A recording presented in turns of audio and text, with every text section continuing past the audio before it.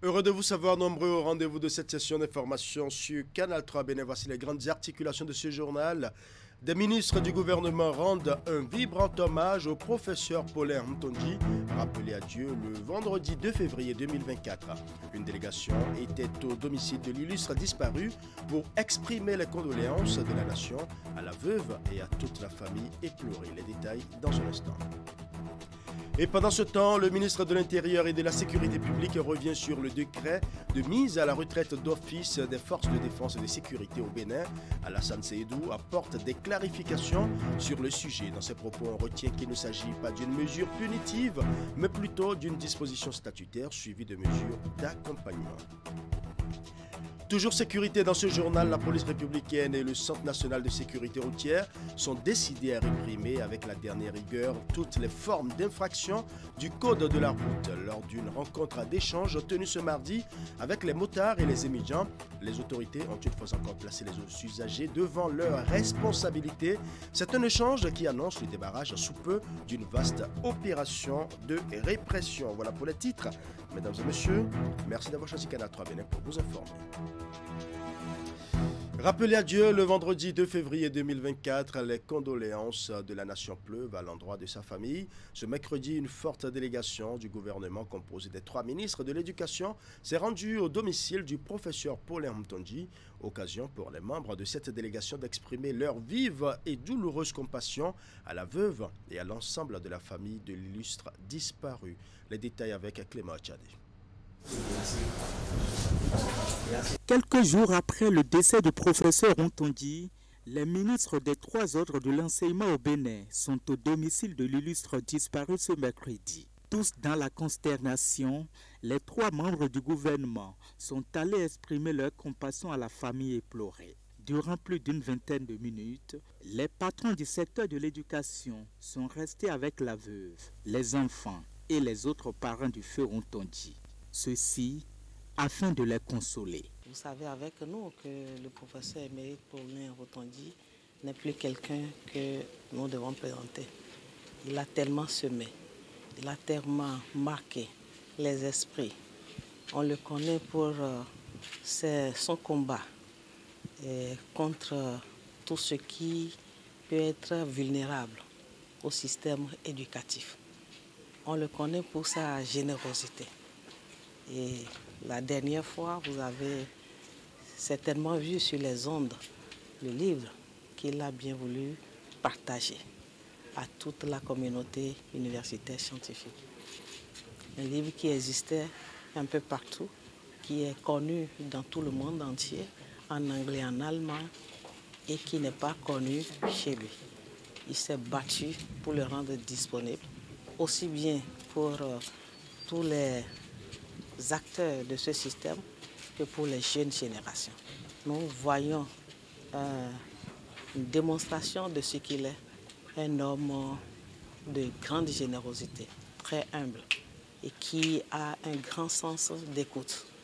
Nous sommes venus donc traduire cela en mots de compassion et de reconnaissance à sa famille.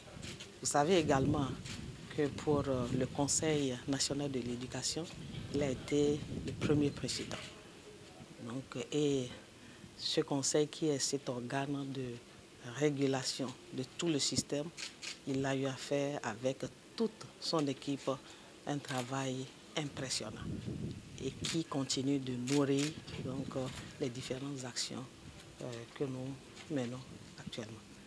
Nous sommes donc venus traduire cela et présenter nos condoléances à sa famille.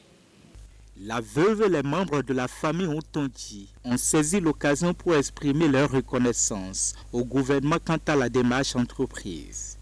Passant cette étape, les 3 ministres de l'Éducation ont laissé leurs mots dans le cahier de condoléances de la famille. La délégation du gouvernement promet repasser à la cérémonie des obsèques qui seront bientôt fixées. Pour rappel, le professeur Paulin Mtonji est décédé le vendredi 2 février 2024 dans sa 82e année.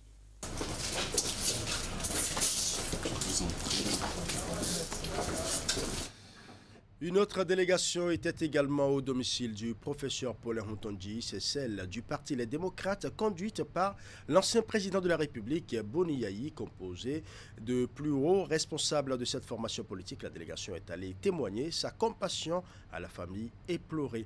Nous allons suivre un extrait des propos de Boni Yayi au micro de Clément Achadé.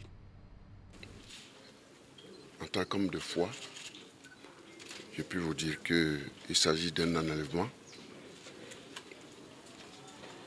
du professeur Paulin Hontonji parce qu'il était un homme de foi, un grand homme de foi, né de nouveau, ayant reconnu que Jésus-Christ est mort sur la croix pour lui.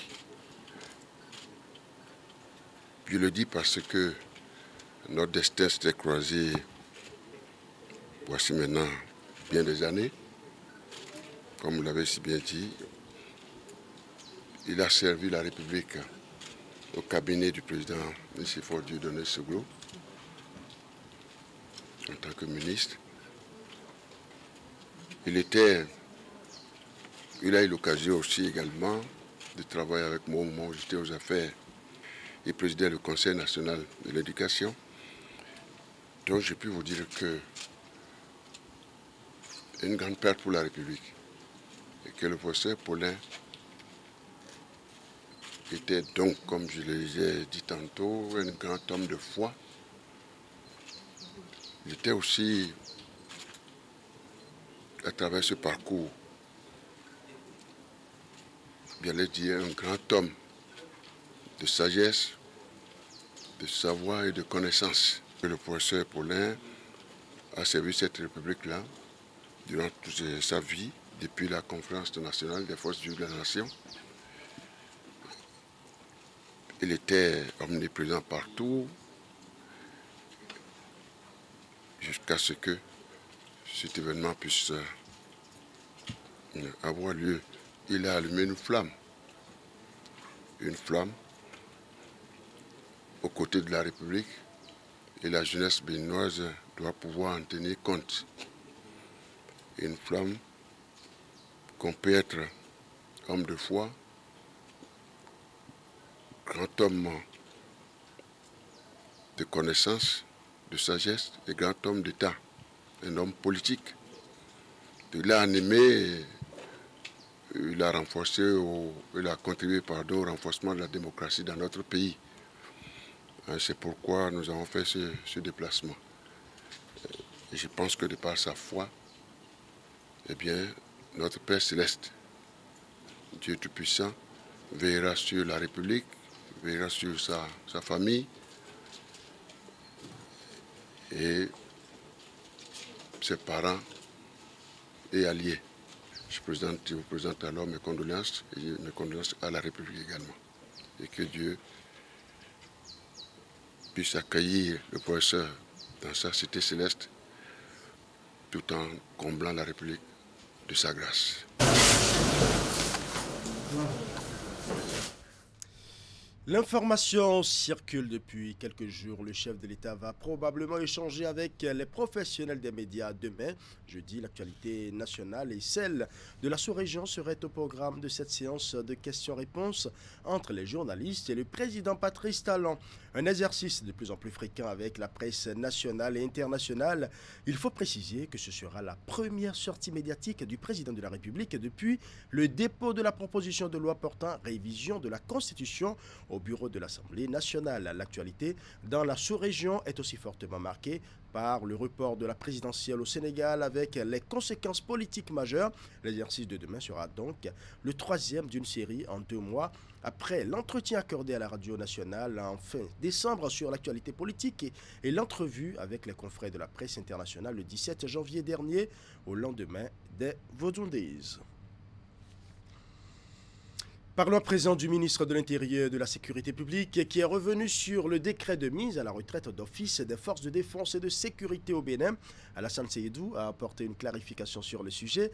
Dans ses propos, on retient qu'il ne s'agit pas d'une mesure punitive, mais plutôt d'une disposition statutaire suivie de mesures d'accompagnement. Voici ses explications. On fait des recrutements de 2000 agents par an depuis 2 ans.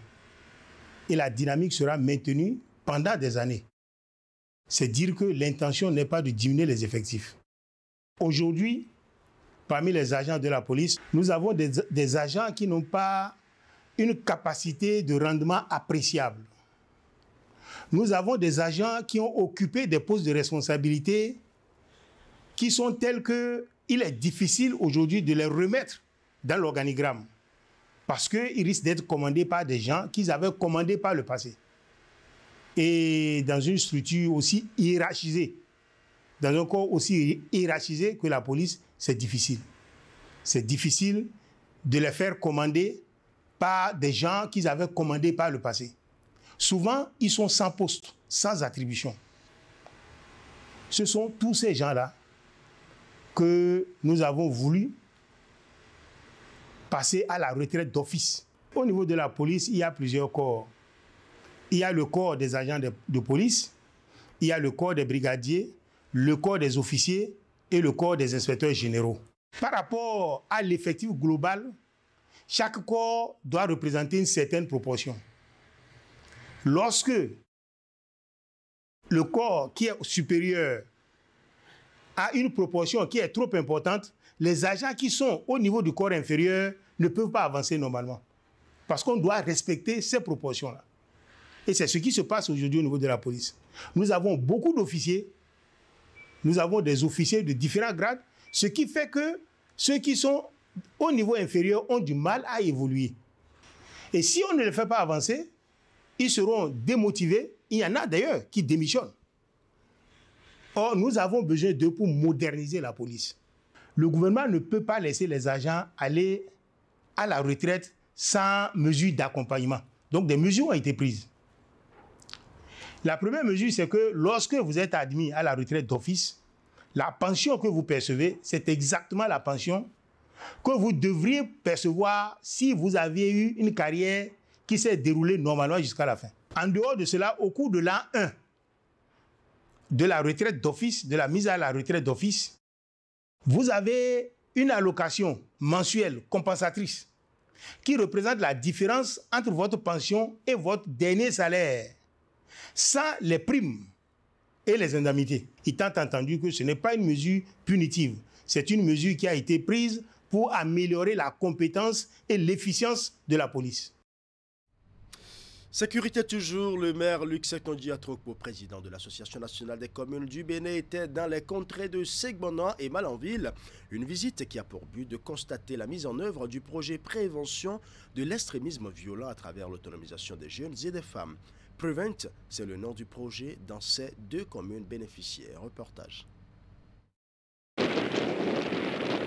Les deux communes bénéficiaires du projet Prévention de l'extrémisme violent à travers l'autonomisation des jeunes et des femmes Prevent ont reçu la visite du président de l'Association nationale des communes du Bénin. À Segbonan, première commune bénéficiaire, le président Luc Atrokpo a procédé à la remise d'un site aménagé d'un hectare à un groupement de femmes maraîchères de la commune.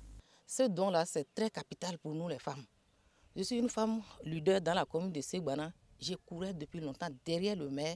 Et il est aussi allé voir son président qui est Luc Atrokpo.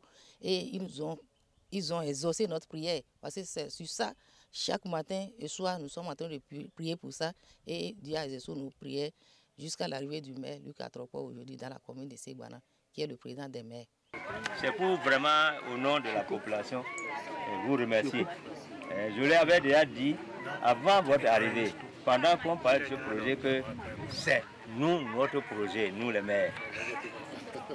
C'est porté par notre association. Clôturé et doté d'un forage ainsi que d'un système d'énergie solaire, ce site va permettre aux femmes de travailler dans de meilleures conditions. Les femmes ont également reçu un kit composé de brouettes, arrosoirs, pelles, bottes et autres dans le cadre de leur activité. Les femmes doivent remercier une personne, c'est le maire et son conseil. Parce que rien ne se fait sur un territoire sans la volonté des élus du territoire. Sans le dynamisme des élus du territoire. Et si aujourd'hui on est ici à Segbonan, c'est parce que le maire et les conseillers ont voulu que nous soyons là. C'est parce qu'ils ont travaillé pour ça. À Malanville, deuxième ville bénéficiaire, Luc Atrokpo a constaté les travaux de finition du site d'un hectare aménagé par l'ANCB au profit d'un groupement de 50 femmes maraîchères de la localité. Je crois que ça va encourager et ça va amener encore à chercher plus de moyens, à mobiliser plus de ressources pour de nouveaux projets, parce que sur la dizaine donc, de groupements de femmes, donc c'est ce groupement-là, disons, qui vient de bénéficier, et ça fait donc l'engouement pour les autres groupements qui n'en ont pas encore eu. Je voudrais dire aux bénéficiaires de faire en sorte que lorsque nous allons revenir ici dans les mois à venir, nous soyons fiers de ce qui a été fait. Le maire a déjà joué sa partition, les conseillers ont joué leur partition. Maintenant, c'est à vous, bénéficiaires, de jouer votre partition. Les sites aménagés sont dotés d'un certain confort pour faciliter la productivité des femmes. Il s'agit entre autres de châteaux d'eau de 5 mètres alimentés par un système photovoltaïque, un groupe électrogène, deux latrines à lafia, un magasin de 9 mètres carrés et une véranda de réunion. Et pendant ce temps, la police républicaine et le Centre national de sécurité routière sont décidés à réprimer avec la dernière rigueur toutes les formes d'infraction du code de la route. Lors d'une rencontre d'échange tenue ce mardi 6 février 2024 avec les motards et les émigrants, les autorités ont une fois encore placé les usagers devant leurs responsabilités. C'est un échange qui annonce le démarrage sous peu d'une vaste opération coercitive. Voici le compte rendu de cette séance d'échange. Face aux motards et aux conducteurs de taxi-moto, communément appelés émigrants, le ton est ferme. Le directeur général de la police républicaine annonce le démarrage d'une vaste opération pour décourager tous les usagers qui ne respectent pas les prescriptions routières. De l'excès de vitesse au casque passager, en passant par le respect des couloirs de circulation et les feux de signalisation, la police républicaine n'entend plus tolérer les infractions au code routier et la présente rencontre sonne comme un ultimatum avant le déclenchement de cette vaste opération sur l'ensemble du territoire national. Les prescriptions du code de la route, ceux qui n'ont pas les plaques d'immatriculation, allez mettre votre plaque d'immatriculation. On vous donnera le délai. Si vous ne mettez pas les plaques d'immatriculation, les engins seront retirés de la circulation. Deuxième chose, vous devez porter vos casques et faire porter vos casques à vos clients. Ce que je dis, c'est valable, c'est pas valable pour les émigrants seuls, c'est valable pour tout le monde, y compris même les policiers. Si vous prenez quelqu'un, vous remorquez quelqu'un, vous lui mettez, il porte son casque. C'est obligatoire. Et vous devez rouler sur la piste cyclable, à part les motards, à cause de votre cylindrée. Mais quand vous approchez les agglos, il faut quand même faire attention. Ceux qui refusent de rouler sur la piste cyclable, les policiers ont déjà la consigne. Contre vents et marées, ils retirent l'engin de la circulation. Quel que soit ce que ça va produire. À ses côtés pour la circonstance, le directeur général du Centre national de sécurité routière confirme que les sanctions seront appliquées désormais sans état d'âme. Chaque motocycliste est donc tenu au respect des prescriptions de la route pour ne pas subir la rigueur de la loi. Que vous prenez sur vous la responsabilité de remorquer quelqu'un qui n'a pas porté de casque, si la police vous prend, c'est 10 000 francs d'amende forfaitaire. Je suis revenu sur ça pour qu'on ne sorte pas d'ici pour dire le gouvernement est en train de créer des tasses. Ce n'est pas des tasses. C'est des mesures pour pouvoir vous amener à respecter les prescriptions routières. Le message est passé comme une lettre à la poste. Les motards et émigrants en ont profité pour exprimer certaines préoccupations liées à l'excès de zèle qui se remarque chez certains agents de la police républicaine. Le général Soumaïla Yaya les rassure devant tous les commissaires présents dans la salle. Les instructions sont déjà données pour qu'aucun acte de corruption ne soit commis sur le terrain, ce qui serait préjudiciable non seulement pour le corrompu, mais aussi le corrupteur. L'école supérieure d'ingénierie Sainte-Marie-Stella a reçu la visite d'un de ses partenaires non négligeables. Il s'agit d'une délégation de Djonéa de Lille en France, venue dans le cadre de la visite annuelle qui s'est tenue les 5 et 6 février dernier à Cotonou. Cette rencontre a permis aux deux parties de renforcer leur partenariat et surtout d'échanger avec les apprenants et leurs parents, de même que l'essentiel du personnel enseignant, à l'effet de rassurer chacun sur la qualité de la formation dispensée aux étudiants au niveau du CPMS, cycle préparatoire Marie-Stella. Nous allons suivre les mots de satisfaction de la présidente générale du CPMS à la fin de la séance de travail. Nous avons reçu la délégation de Junia, Grande École d'ingénieurs de Lille en France, qui est un partenaire important pour le CPMS. Un partenaire important en ce sens que le CPMS met en œuvre le programme de Junia pour les premières et deuxièmes années, donc le cycle préparatoire. Et nous accueillons les bacheliers des séries scientifiques C et D essentiellement que nous formons. Et ces jeunes, une fois validés leur cycle préparatoire, sont admis directement en cycle ingénieur chez Junia sans passer par un concours. Et c'est dans le cadre de ce partenariat entre le CPMS et Junia que la délégation de 2 personnes est présente au Bénin depuis samedi.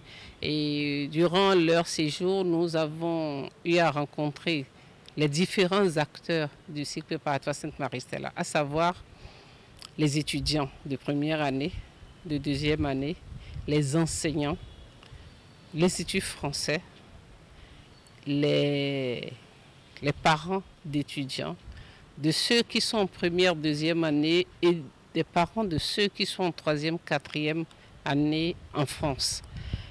Ces différentes rencontres ont pour objectif en fonction de la cible, c'est-à-dire pour les étudiants en première et deuxième année, de leur présenter à nouveau l'école d'ingénieurs Junia, de leur présenter les différentes opportunités, les différentes filières de formation et les débouchés possibles en termes de métier jusqu'au salaire annuel minimum et les différentes possibilités ou facilités d'alternance et autres. Donc c'est de loin la visite d'échange la plus fructueuse parce qu'elle permet de répondre à toutes les préoccupations et tous les acteurs ont été rencontrés et la délégation a pris le temps d'écouter chaque partie et de répondre à leurs préoccupations. Et aujourd'hui, les parents comprennent mieux et voient mieux. Jusque-là, c'est le CPMS qui passe le message. Et cette fois-ci, surtout les parents, les étudiants, ils ont été rassurés que leurs enfants suivent une formation de grande valeur, une formation qui va déboucher sur un métier avec une assurance d'environ 100%. Ils sont rassurés qu'avant la fin de leur formation, leurs enfants auront un contrat de travail. Ça, c'est important. Et ils peuvent travailler aussi bien en France que n'importe où, au Bénin, en Afrique ou ailleurs. Parce qu'ils sont en train d'être formés dans des métiers recherchés par les grandes entreprises, les moyennes entreprises, un peu partout. Donc, ils ont tout intérêt à investir pendant quelques années et bientôt ils auront le fruit de leur investissement. Merci bien. Il faut préciser que la délégation de Junia s'est dite également satisfaite de sa coopération avec l'École supérieure d'ingénierie Sainte-Marie-Stella. Leur collaboration date de plusieurs années déjà et a permis de former en moyenne 6 promotions d'ingénieurs dans des domaines porteurs d'espoir. Nous allons suivre.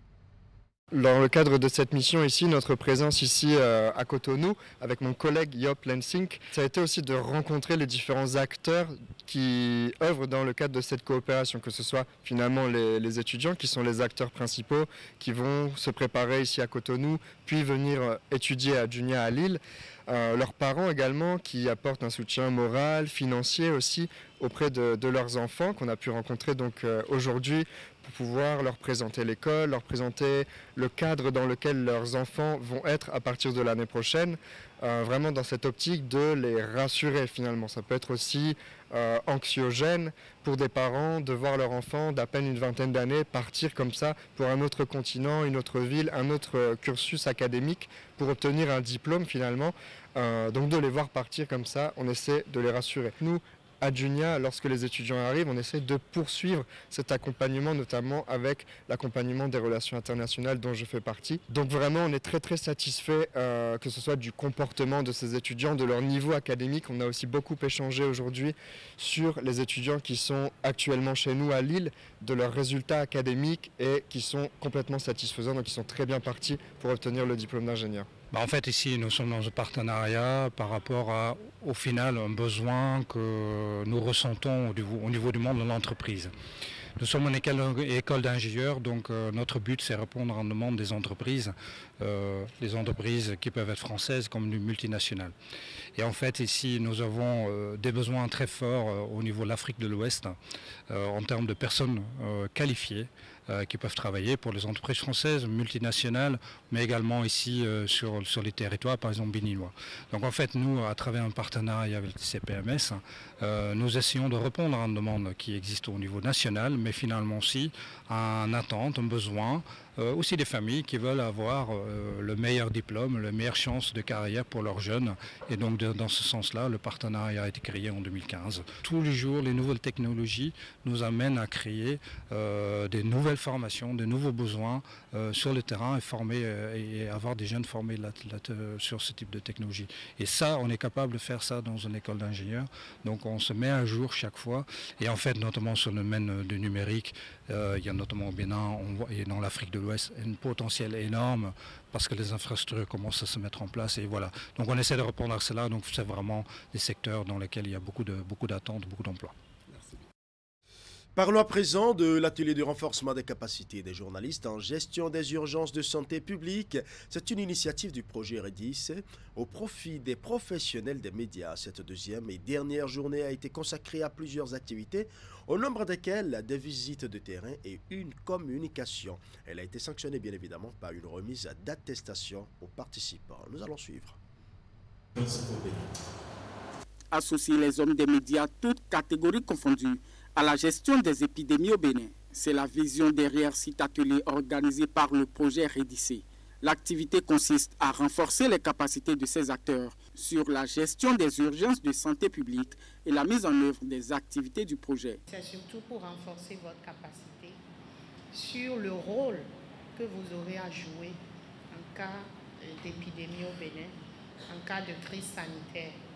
C'est surtout vous outiller afin que vous puissiez donner en temps réel ou partager en temps réel des informations vraies, vérifiées pour accompagner réellement tout l'arsenal mis en place aujourd'hui pour faire face aux épidémies. Les journalistes en santé et les animateurs d'émissions en santé sont les relais essentiels pour informer le public sur les mesures préventives, les signes d'alerte précoce et les actions à entreprendre, contribuant ainsi à renforcer la préparation et la réaction de la communauté en cas de crise sanitaire. L'intérêt de cette double formation des professionnels des médias réside également dans la vulgarisation du projet REDIS, une initiative du gouvernement béninois financée par la Banque mondiale. L'impact du projet, d'abord, c'est d'informer que le projet REDIS vise à ce que les populations soient informées de ce que le projet fait, le gouvernement béninois fait à travers ce projet, mais aussi permettre que le projet intervient dans tel ou tel secteur d'activité, santé humaine, santé environnementale et santé animale aussi. L'agenda concocté pour l'occasion est riche de plusieurs activités, dont la diffusion d'un film documentaire sur la capitalisation des acquis du projet REDIS, la présentation de 5 différentes communications et des visites de terrain.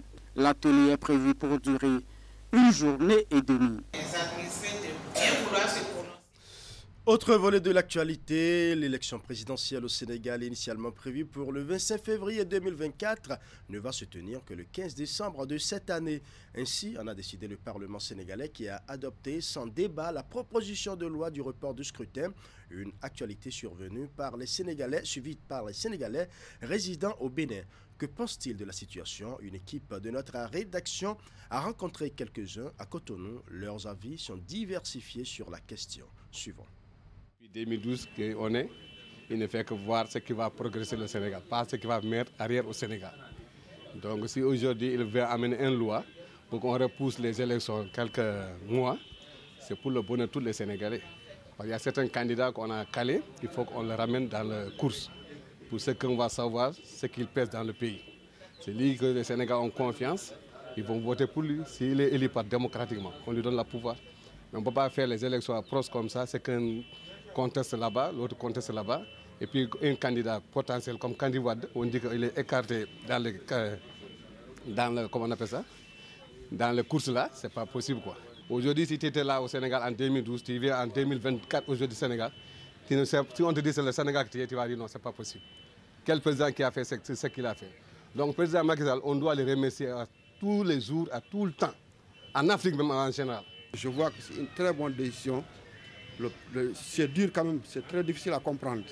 Parce que les gens étaient prêts, tous les achats ont été faits, tous les programmes étaient faits. Mais ressaisissons-nous et souhaitons que la paix règne dans le pays et qu'on va bien aller aux élections, Inch'Allah. La démocratie, c'est la discussion. Il faut que chacun accepte d'écouter l'autre. Il faut qu'on se parle. Il faut qu'on décide des choses. Il faut qu'on discute des choses. Voilà, donc c'est ce que le Sénégal a fait. Le procès de loi porté par les députés de PDS, ce n'est pas le président Macky Sall qui les a poussés. C'est eux-mêmes qui ont passé par la voie légale pour demander le report des élections. Le président mal élu va mal gérer son mandat. Nous, on préfère un président bien élu. Retarder quelques mois, 8 mois ou bien 10 mois, et avoir un bon président bien élu, moi je préfère ça que de ne pas reculer la date et avoir un président mal élu. Moi, je peux te dire que je n'ai jamais vu ça au Sénégal depuis que je suis né. Bon, franchement, c'est pas ça. Si on appelle démocratie, c'est pas ça que Macky Sall nous. Bon, je peux te dire qu'il a trahi tout le peuple sénégalais. Mais quand même, on croyait que, bon, avec le temps, ça va aller. Mais quand même, franchement, moi, je suis tellement désolé. Ce que je peux te dire, que Dieu n'a qu'à nous protéger. Parce que la population est en train de parler, ils sont en train de dire, bon, de toute façon, Dieu est grand, on n'a qu'à laisser la main de Dieu. Il a violé la Constitution, puisque la Constitution sénégalaise, il y a ce qu'on appelle la clause d'éternité pour ce qui concerne le mandat, la durée et la forme républicaine. Intouchable, intangible. Ce n'est pas des députés qui peuvent venir augmenter le mandat de quelqu'un, ce n'est pas possible. Alors, ça veut dire que chaque président qui vient, il peut demander aux députés de leur donner un mandat à vie. C'est une violation de la Constitution et le peuple est debout pour se battre contre cela. C'est donc un coup d'État institutionnel. Au même titre que les coups d'État militaires. Alors nous entendons de la CEDEAO et de l'opinion internationale, qu'est-ce qu'ils vont dire de cela? Qu'ils arrêtent, n'est-ce pas, leur verbiage diplomatique, qu'on aille vers le concret. Macky Sall, il veut brûler le Sénégal. Et nous n'accepterons pas qu'il brûle le Sénégal. Parce que le Sénégal ne lui appartient pas. Il a fait 8 ans avec Abdoulaye Wade, il est en haut. Il a fait 12 ans, ça fait 20 ans. 20 ans, tu es en haut. On te dit de descendre, tu dis non, non, je ne vais pas descendre. Et les populations sont prêtes à aller au-delà de cela. Mais lui, il ne restera pas une seconde à la tête de l'État. Le 4 avril, le 2 avril prochain, 2024. Parce que son mandat s'arrête là. Il ne peut pas violer cela, ce n'est pas possible. Voilà, vous avez suivi les diverses réactions des Sénégalais résidant au Bénin sur l'actualité qui prévaut actuellement dans leur pays, le Sénégal. Nous allons rapidement faire un flashback sur l'atelier de renforcement des capacités des journalistes en gestion des urgences de santé publique. C'est une initiative du projet Rédissé au profit des professionnels des médias. Cette deuxième et dernière journée a été consacrée à plusieurs activités, au nombre desquelles des visites de terrain et une communication. Elle a été sanctionnée par une remise d'attestation aux participants. Suivant. Bonjour également à tous. Jour 2 de l'atelier de renforcement de capacité des journalistes sur la gestion des urgences de santé publique et la mise en œuvre des activités du projet Rédissé, session de Cotonou. Après la visite de quelques grandes réalisations du projet, telles que l'incinérateur du Centre national hospitalier universitaire de Cotonou et la direction de la vaccination et de la logistique, les professionnels des médias ont suivi une communication sur les risques et l'engagement communautaire en période de pandémie. Au terme de la journée, des attestations ont été remises à tous les participants. Satisfaites du déroulement des activités, les autorités présentes expriment leurs espérances. Je reste persuadée que ces 2 jours vont vous permettre de mieux peaufiner, de mieux élaborer vos documents et surtout de vous référer à des personnes ressources en cas d'urgence de santé au Bénin, parce qu'on vous a montré l'arsenal en place, son niveau de fonctionnement et sa capacité à répondre aujourd'hui aux exigences du règlement sanitaire international. Je voudrais exhorter mes consoeurs, mes confrères à faire en sorte que, une fois arrivés dans vos rédactions respectives, vous puissiez judicieusement exploiter les informations et les enseignements spécifiques que nous avons reçus ici. Si le sentiment de satisfaction est partagé par les acteurs des médias, pour certains, c'est l'occasion d'attirer l'attention sur quelques obstacles auxquels ils se heurtent dans l'exercice de leurs fonctions. Il y a que nous sommes confrontés à des difficultés d'accessibilité de sources d'information. Nous sommes au Bénin, des fois, quand nous avons un sujet, aussi une thématique pour développer, on nous dit il faut que nous répercutons vos préoccupations au chef, il faudrait. Et nous sommes aussi bloqués à ce niveau-là. En attendant que ces obstacles ne soient levés, les journalistes béninois sont désormais mieux outillés pour accompagner le projet Rédissé dans la gestion des crises sanitaires.